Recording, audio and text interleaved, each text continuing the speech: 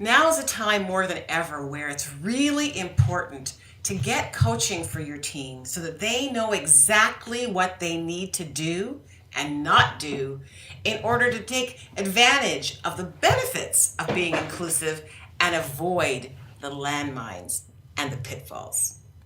Hi, my name is Karen King, and I'm the CEO of Productions Without Borders. I'm committed to helping the industry learn to work together, to be inclusive, so that we can create better content for today's market, so that we can actually engage today's audience on a level that we haven't engaged them before.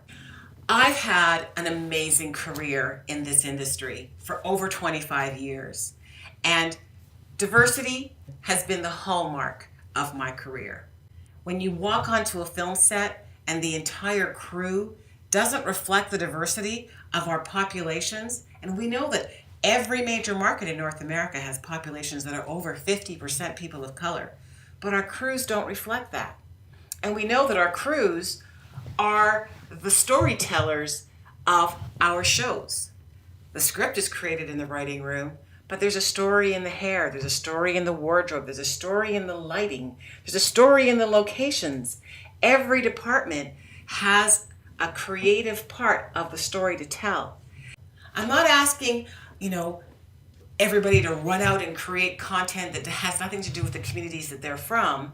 I'm asking you that when you're telling your story, that you include the people who are around you, the way that life actually occurs for you, so that you can be reflecting New York in all of its diversity and Chicago in all of its diversity and not like it's a monolith.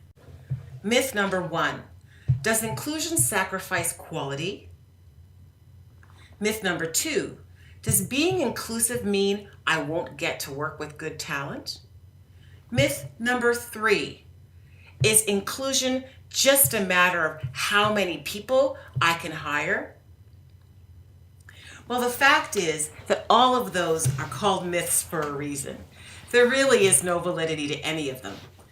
The quality of your content is enhanced by your budget. If you compare the work that a producer who is getting nothing and a producer who's getting $850,000 per 1 hour episode, yeah, there's going to be a difference in the quality. But if you gave them both the same budget, you'd see they'd both hand in fantastic work. The second myth is that diversity sacrifices talent.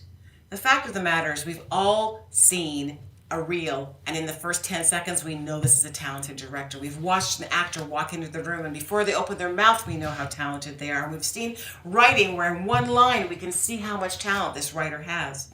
I've had that experience with diverse writers, writers of color, writers from Aboriginal communities. There is no monopoly on talent. The fact of the matter is we've invested a lot of time and a lot of money developing diverse talent, but the industry hasn't been prepared to receive them. So a lot of that talent ends up having to walk away and do other things and go wasted. So now is a time for you, as part of the industry, to really figure out, how do I embrace this diverse talent? Because they have so much to bring. The last myth is that all I have to do is hire a bunch of people of color and I'm done. That's not the case. It's more than a numbers game. And I know I played that numbers game for many, many years. And what I quickly learned was that it's actually not the quantity of the inclusion that matters. It's the quality of the inclusion. You want inclusion to make a difference to your content. You want it to enhance your content. If it's not enhancing your content, then I say you might as well not do it.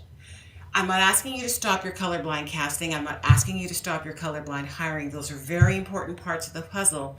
But if you're ready to take inclusion to the next level and really benefit from what it has to offer, you'll start to look at the qualitative difference that inclusion can make. Thank you so much for joining me. We'll talk to you again. Bye for now.